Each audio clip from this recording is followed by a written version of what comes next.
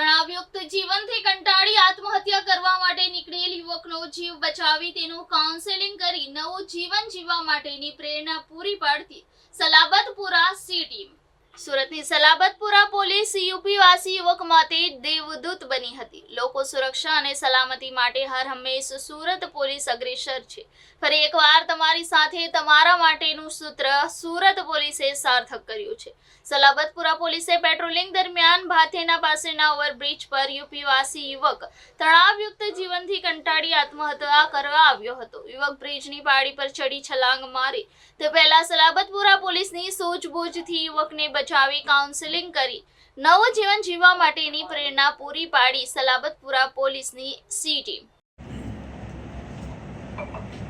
Salabatpura police station વિસ્તારમાં પરમ દિવસે night round દરમિયાન ભાઠીના બ્રિજ છે ત્યાં પાસે અમારા પોલીસ જવાનો જ્યારે નાઇટ રાઉન્ડની ફરજમાં તૈનાત હતા. આ દરમિયાન તેઓને ભાઠીના જે બ્રિજ છે એના ઉપર એક વ્યક્તિ દેખાય છે કે જે થોડુંક શકમંદ એની મૂવમેન્ટ હતી. એ શકમંદ મૂવમેન્ટમાં એવું લાગતું હતું કે કોઈ કંઈ કરવા જઈ રહ્યો છે અને પોલીસ હજી એને ઓબ્ઝર્વ કરતી હતી. આ દરમિયાન એ ત્યાંથી બ્રિજ ઉપરથી લટકી અને આત્મહત્યા કરવાની કોશિશ કરી રહ્યો હતો. જે બાબતને લઈને પોલીસે તત્કાલ એને રેસ્ક્યુ કરવાની કોશિશ કરી હતી.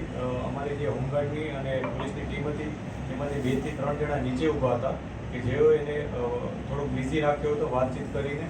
અને ત્યારબાદ 2 જણા અમારા હોમગાર્ડ અને પોલીસના જવાનો બ્રિજ ઉપર બાઇક લઈને તરત પહોંચ્યા હતા અને એ લટકેલી હાલતમાં હતો. ત્યાંથી એને બચાવી લીધો હતો. એને બચાવ્યા બાદ પોલીસે એની સાથે થોડું કાઉન્સેલિંગ કર્યું હતું, એની સાથે વાતચીત કરી હતી. વાતચીત દરમિયાન જાણવા મળ્યું હતું કે અગમ્ય કારણોસર એ આ આત્મહત્યા કરવા જઈ રહ્યો હતો. તે છતાં અમે એને ખૂબ જ ધીરજથી પૂછપરછ કરી હતી કે ભાઈ એને શું કામ આ પગલું ભરવું પડ્યું હતું, પરંતુ તે કોઈ એવું સ્પષ્ટ બાબત જણાવતો ન હતો. પોલીસે આ બાબતે વધુ કાઉન્સેલિંગ પણ કર્યું હતું અને એને બીજે દિવસે પણ બોલાવ્યો હતો જેથી એ બીજે દિવસે આવા કોઈ ટ્રોમામાં ન રહે અને ફરીથી કોઈ આવું પગલું ન ભરે એનો અમે પ્રયાસ કર્યો હતો.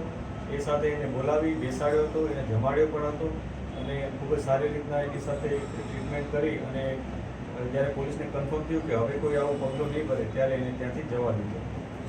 કામ શું કરે છે આ વ્યક્તિ છે અત્યારે કોઈ કામ કરતો નથી, પરંતુ પહેલાં કોઈ છૂટક મજૂરી કરતો હતો એ પ્રકારની માહિતી પોલીસને